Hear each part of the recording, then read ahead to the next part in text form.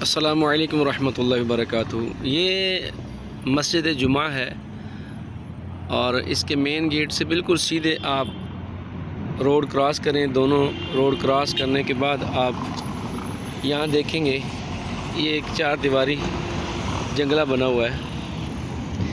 اس جنگلے کے اندر الحمدللہ ایک عظیم یادگار موجود ہے، آپ اس کی زیارت کریں اور آنکھوں کو ٹھنڈک بخشیں۔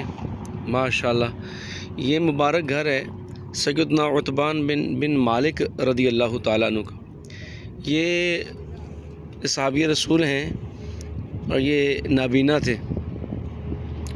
رسول اللہ صلی اللہ علیہ وآلہ وسلم کی بارگاہ میں عرض کرتے ہیں، یا رسول اللہ صلی اللہ علیہ وسلم، آپ جانتے ہیں کہ میں نابینا ہوں، بادل آتے ہیں، گرجتے ہیں، بارش ہوتی ہے، آندھی طوفان چلتے ہیں، یا رسول اللہ صلی اللہ علیہ وسلم، اور میرے اور مسجد کے درمیان میں ایک وادی حائل ہے، یا رسول اللہ اس حالت میں مسجد میں نہیں جا سکتا، آپ کبھی کرم فرمائیں، میرے غریب خانے پہ تشریف لائیں اور وہاں پر ایک نماز پڑھ دیں اور مجھے اجازت دیں کہ اس حالت میں نماز پڑھ لیا کروں۔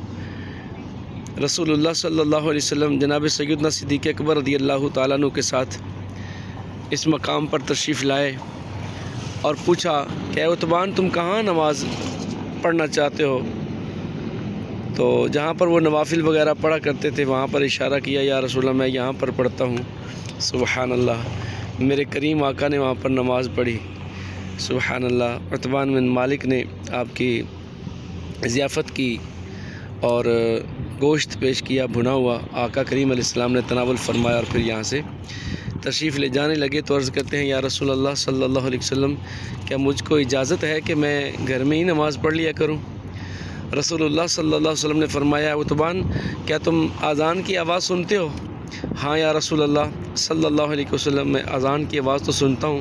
فرمایا پھر نماز کے لیے مسجد جایا کرو۔ سبحان اللہ، یہاں پر آپ امامت بھی فرمایا کرتے تھے اور آخری عمر تک امام رہے، اور 52 سنہ ہجری میں جناب سیدنا امیر معاویہ رضی اللہ تعالیٰ عنہ کے دور اقدس میں آپ نے وفات پائی۔ اللہ پاک جل شانہ ان کے کروڑ بلند درجات کی برکت سے ہمیں معاف فرمائے، ہمارے گناہ معاف فرمائے۔ سبحان اللہ، بہت ہی عظیم الشان یہ زیارت ہے، آپ جب آئیں تو ضرور یہاں پر حاضری دیجیے گا۔